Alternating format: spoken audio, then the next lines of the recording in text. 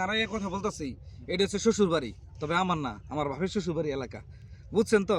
আমার নানি বাড়ি এলাকা। এই চরের মধ্যে এক সময় ছোটবেলায় ইচ্ছা মতন দৌড়াইতাম। ওই সময় তো ধরেন এইখানে যে গাছটা ছিল, এই যে এখানে লাগাইতো, গম ছিল, ধান ছিল, বিশেষ করে গম, ওই গম খেতের মধ্যে দৌড়াইতাম। আর এখন যেটা চাষ হইতেছে সেটা হইতেছে আলু, এই যে মিষ্টি আলু গাছ। হ্যাঁ, এই মিষ্টি আলু গাছটা এটা ছুটে ফেলাইছে কেন রে? এই হচ্ছে বিশাল চর, এটা পুরাটুকুই একটা বিশাল এরিয়া।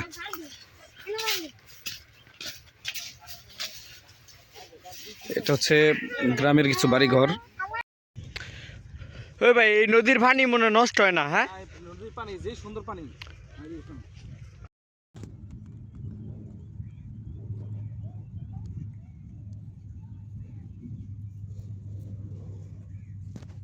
সুন্দর জায়গা রে ভাই, বিকেল বেলা হইলে এই জায়গাটা এত সুন্দর লাগে। আর যখন সন্ধ্যা নামে একেবারে নিস্তব্ধ নীরব, মানে একেবারে ফিলসটা নিতে পারবো না, অন্য ধরনের ফিলিংস। ভাই আলু লাগামু, বুঝছেন? এই আলুর কিন্তু কেল করতেছি, মিষ্টি আলু লাগানো হইব, আলুর কেল।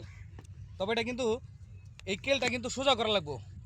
সোজা না করলে এখানে নাকি আলু সুন্দর হয় না। আমিও জানি না, এই ব্যাখ্যাটা এখন জানলাম যে এই কেল সোজা করতে হবে, সোজা করলে তাইলে ঠিক মতন আলু লাগানো যায়।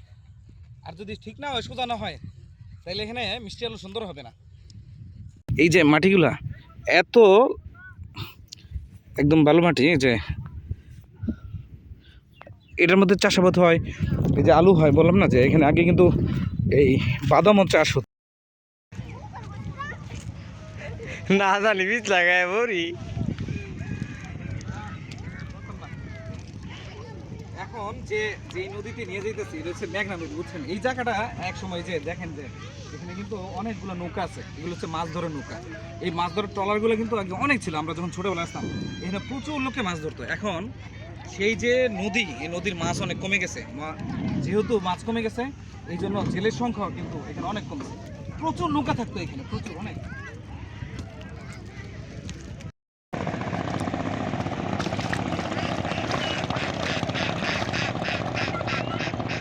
এটা কি মাছের জাল? এটাতে কি কি মাছ উঠবো? কি কি মাছ উঠবে?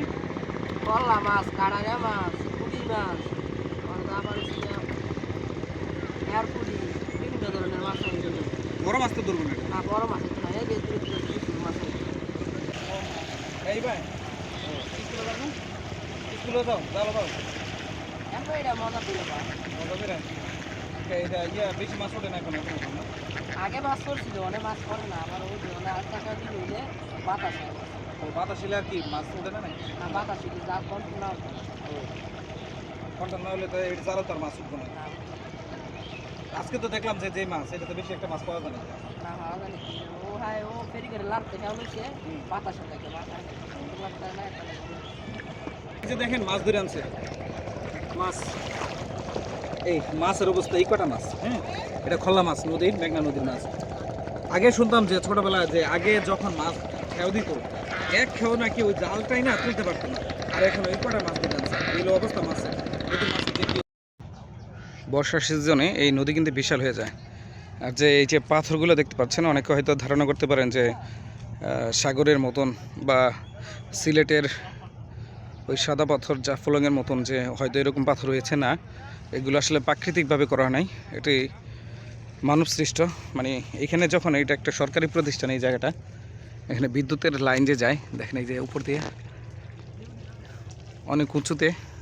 তো আগে এইখানে ছিল যেটা, এই নদীর একেবারে নিচু এলাকা দিয়ে, পানির নিচু দিয়ে ওই পার থেকে এই পারে লাইনের সংযোগ ছিল, বিদ্যুতের সংযোগ। পরবর্তীতে এটা যেহেতু মেয়াদ শেষ হয়ে যাওয়ার পরে এটা পানির নিচ থেকে উঠায় পরে উপর দিয়ে দেওয়া হয়েছে। আর এখন যেটা, এই পাথরগুলো ফেলা হয়েছিল যে যেহেতু নদীর ভাঙনে এটা ভেঙে যেত, তো সেই সম্ভাবনা থেকে বাঁচানোর জন্য এই পাথরগুলো এখানে ফেলা হয়েছিল। আগে এই জায়গাটা আরও অনেক সুন্দর ছিল, এখানে বাঁধ দেওয়া ছিল। আজকে অনেকদিন পরে এই মেঘনা নদীতে গোসল করবো, অনেকদিন পরে, নানি বাড়িতে আসবে না তো, অনেকদিন পরে আজকে গোসল করবো, অনেকদিন। এই হচ্ছে মেঘনা নদী। এই মেঘনা নদীতে আমরা ছোটবেলা যখন গোসল করতাম ভাই, এই পানি আরো আগে এত স্বচ্ছ ছিল, এখন পানিটা কিছু ঘোলা। তো নদীও ছিল এখন বড়, এই যে এই নদী এগুলো তো সব ছিল না, আগে বাড়িঘর ছিল না, তো প্রচুর যে পানি হইতো এখানে বর্ষাকালে। এখন যেহেতু শীতকাল তো নদী শুকাবে, এটা ছোট স্বাভাবিক, কিন্তু এখানকার পানিগুলো বর্ষাকালে এত স্বচ্ছ পানি হয়, যদিও আর অন্যদিকে স্বচ্ছ পানি আছে,